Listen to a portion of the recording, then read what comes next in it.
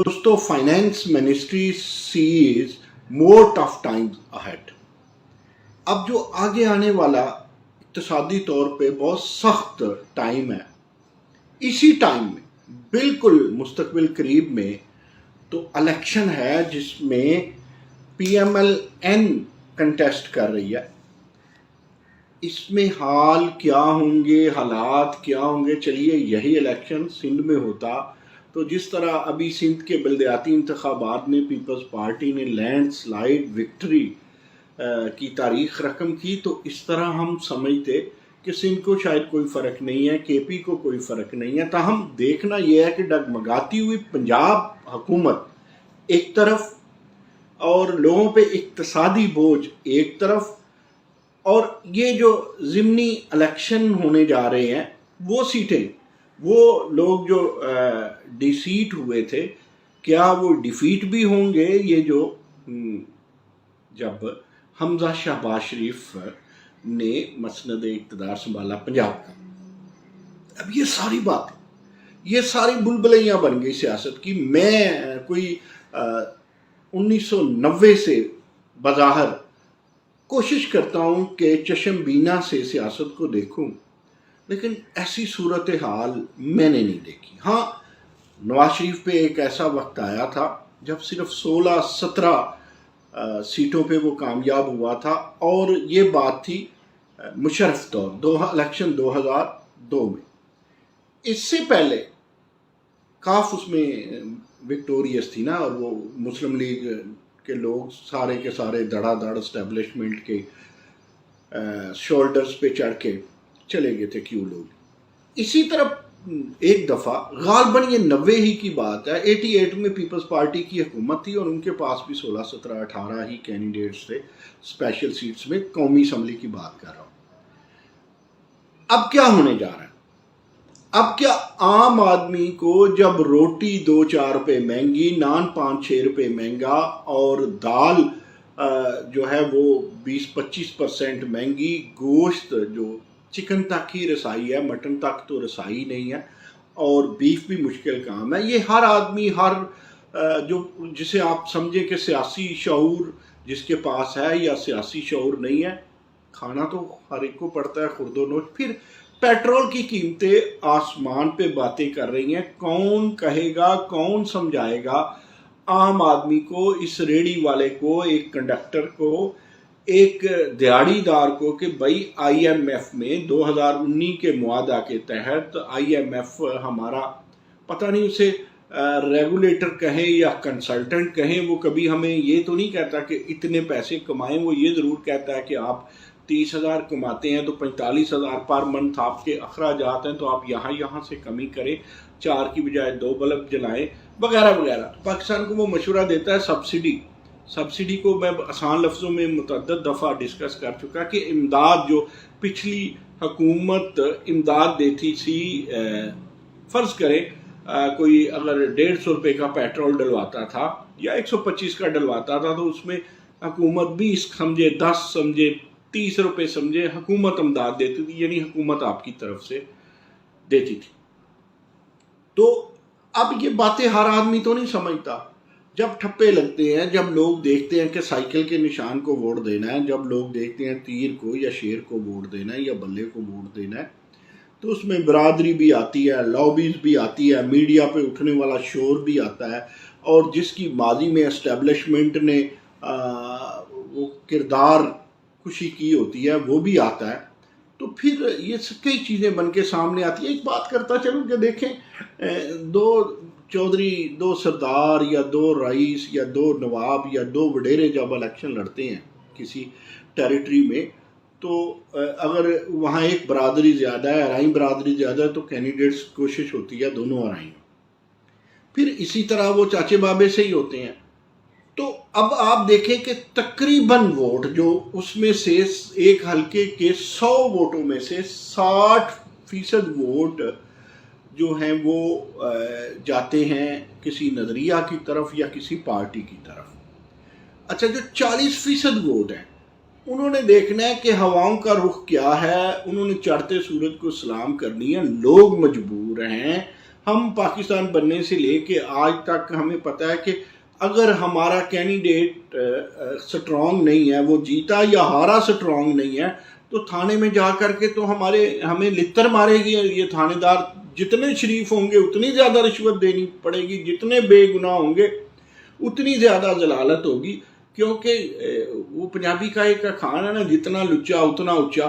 اگر کوئی بدماش آدمی جائے گا تو اس کے تو پہلے ہی تھانے دار واقف ہوگا، اس کے علاوہ تھانے کا منشی واقف ہوگا. لہذا لوگوں کی بھی مجبوری ہے. ان چودھریوں نے، ان سیاستدانوں نے، اس سسٹم نے غریب کو غریب، کمی کو کمی ہی تو رکھا ہے. اور بڑا چودھری چھوٹے چودھری کا کمی ہوتا ہے، چھوٹا چودھری. اسی طرح یہ سلسلہ نیچے سے جاتا ہے. عام وزراء وزارت لینے کے لیے وزیر اعظم کے کمی ہوتے ہیں. تو یہ کمی سے، چودھری سے ہم باہر ہی کب نکلیں؟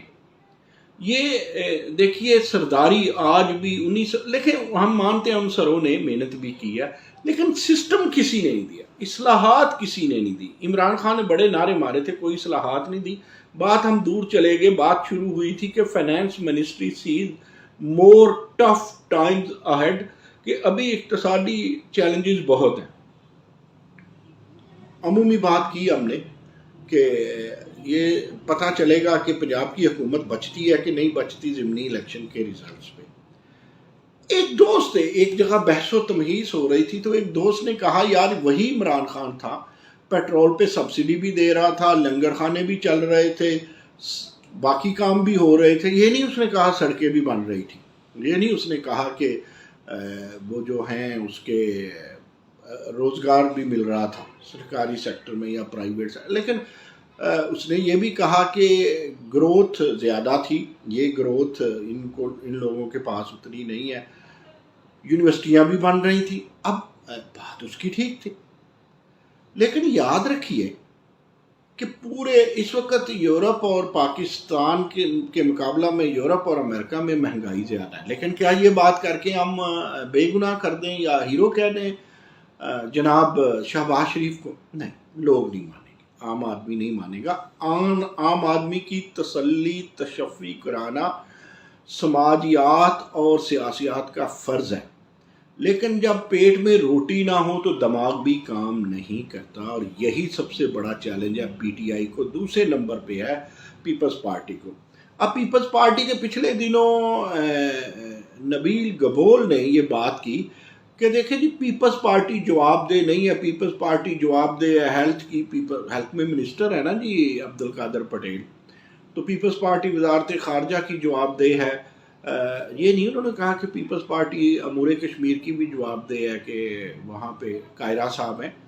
انہوں نے مطلب یہ بچوں والی بات ہے نبیل گبول کی. پیپلز پارٹی جواب دہ ہے ہر چیز کی جو پاکستان میں ہو رہی ہے، پاکستان کے کسی کونے میں بھی ہو رہی ہے، کیونکہ پیپلز پارٹی ہی نون لیگ کو اٹھا کے یہاں تک لائی تھی کہ حکومت ہو. ہم مانتے ہیں، ہم یہ مانتے ہیں، بات وہ کر لیں جو ماننے والی بات بھی کرتے ہیں. جو عمران خان کے ایک کو پسند کرنے والے ایک دوست نے کہا کہ ان سب مشکلات کے باوجود تو عمران خان چل رہے. دیکھیں عمران خان کو 2 قسطیں ملی تھی، $600 ارب ملنا تھا، 1.5 2 دفعہ مل گئے. اب پیسے عمران خان صاحب کے پاس بھی ختم ہو گئے تھے. دیوالیہ ہم کچھ دوست تو کہتے ہیں ہو چکے ہیں، کچھ کہتے ہیں ہونے والے ہیں، بتاتے نہیں ہیں. لیکن میں مقام اعراف پہ کھڑا ہوں. تو عمران خان اپنے وعدوں کے مطابق نہ تو کوئی کروڑ نوکری دے سکا، نہ 50 لاکھ گھر بنا سکا. عمران خان کی سیاست یو ٹرن پہ تھی، اور نون لیگ اور پیپلز پارٹی نے جو کبھی اوورسیز کے سر پہ ہاتھ نہیں رکھا تھا، دست شفقت نہیں رکھی تھی. میرا پچھلا کالم بھی اس پہ تھا کہ عمران خان کے 2 لوگ دیوانے ہیں، اوورسیز والے اور پاکستان میں قانونی اور غیر قانونی جو موجود ہیں، افغانی اور دیگر پختون بھی. تو یہ ان کے دیوانے ہیں. ووٹرز تو حامی تو اور ہے نا، وہ بہت زیادہ ہے. تو یہ دیوانگی کبھی بھٹو کے ساتھ بھی تھی جو اوورسیز کے پہ دست شفقت نہیں رکھا. اب آپ غریبوں پہ بھی دست شفقت نہیں رکھیں گے.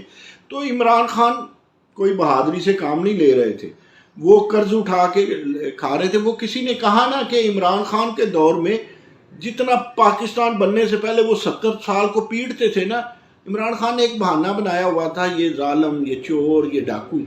تو جو پچھلے 70 سال میں جتنا قرضہ لیا عمران خان نے، اس مجموعی قرضے کا 80% جب کہا مفتاح اسماعیل نے، تو جواب میں ترین صاحب نے کہا، انہوں نے کہا جی نہیں، یہ جہانگیر ترین کی نہیں بات، شوکت ترین کی بات کر رہا ہوں جو وزیر خزانہ تھے ان کے، عمران خان محترم کے، تو انہوں نے کہا جی نہیں 76% لیا۔ تو اس دوست کے لیے عرض ہے کہ عمران خان اتنا کچھ جو 76% پچھلے 70 سال کا قرض ہے وہ قرض لے کے کر رہے تھے۔ عمران خان وہی ہے نا جنہوں نے کہا تھا کہ IMF کے پاس نہیں جاؤں گا، خود کشی کر لوں گا، اسی نے کہا تھا نا ہاتھ نہیں پھیلاؤں گا، اور وہی اپنی باتوں سے کہہ رہے ہیں کہ کسی امریکہ نے ان کی حکومت نہیں گرائی، وہ اپنے وزن ہی سے گری ہے۔ اگر امریکہ گراتا تو چائنا ہماری مدد نہ دیتا، چائنا نے کچھ ہمیں پیسے ریلیز کیے ہیں۔ بہرحال مختصر یہ کہ عمران خان کی حکومت نہ اہل تھی نہ اہل ہے، جو اب آئے ہیں ان کی بھی کچھ پلے نہیں پڑ رہا۔ اچھا بھئی، اگر آپ لوگ نہیں کر سکتے تھے، آپ کو بھی پتا تھا، وہی جو بات آپ عمران خان کو کہتے تھے کہ اس کا ہوم ورک نہیں ہے، آپ کا بھی نہیں تھا۔ اب یہ دودھ کا دودھ پانی کا پانی تو آنے والے الیکشن میں ہوگا، جمعہ 8 دن بعد ہوتے ہیں یا 2-3 ہفتے 4 ہفتے بعد ہوتے ہیں، الیکشن میں تو جانا ہے۔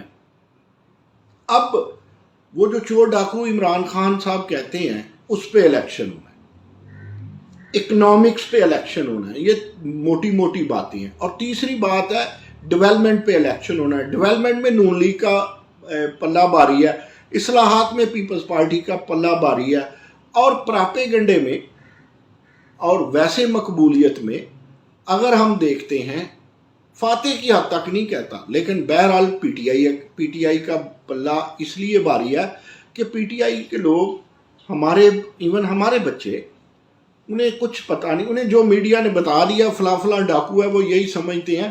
وہ تھوڑا شرماتے تھے جب عمران خان کی حکومت خراب تھی، لیکن اب جب ان کی بھی خراب ہوئی تو انہیں اب حب علی نہیں ہے، انہیں بغض معاویہ کی وجہ سے اینٹی نواز شریف ووٹر چلا گیا تھا نا عمران خان کے پاس، اور اینٹی پیپلز پارٹی ووٹر بھی چلا گیا تھا عمران خان کے پاس، اور بہت سے جماعت اسلامی والے لوگ بھی جو شکستوں سے دل برداشتہ تھے، بارہا ان کی نسلیں، اگلی نئی نسلیں وہ بھی چلی گئی تھی عمران خان کے پاس۔ اور ایک میں نے فیکٹر، افغان فیکٹر اور پختون فیکٹر آپ کو بتایا ہے، وہ ویسے ہی عمران خان، 4 ایڈوانٹیج ہیں عمران خان کے پاس، ایک پختون افغان فیکٹر پلس وہ جو فیکٹر ہے اوورسیز کا، دوسرا جو جن کا بغض ہے نواز شریف سے، وہ جن کا بغض ہے پیپلز پارٹی سے، اور وہ جو ساری عمر دیکھتے رہے کہ ہمارا ابا بڑا اسلام اور الیکشن کا نام لیتا ہے، کبھی جیتا نہیں، جماعت اسلامی والے، جمعیت کے لوگ اور وغیرہ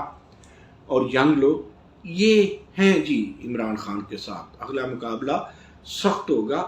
اب جس طرح بھی ہے، زیادہ سے زیادہ نومبر تک اگر میاں شہباز شریف صاحب حالات کو کنٹرول نہ کر سکے، لوڈ شیڈنگ کنٹرول ہو جائے گی، آئی نو اٹ، باقی معاملات بھی ٹھیک ہو جائیں گے، آئل بھی سستا ہونا شروع ہو گیا، وہ ہو جائے گا۔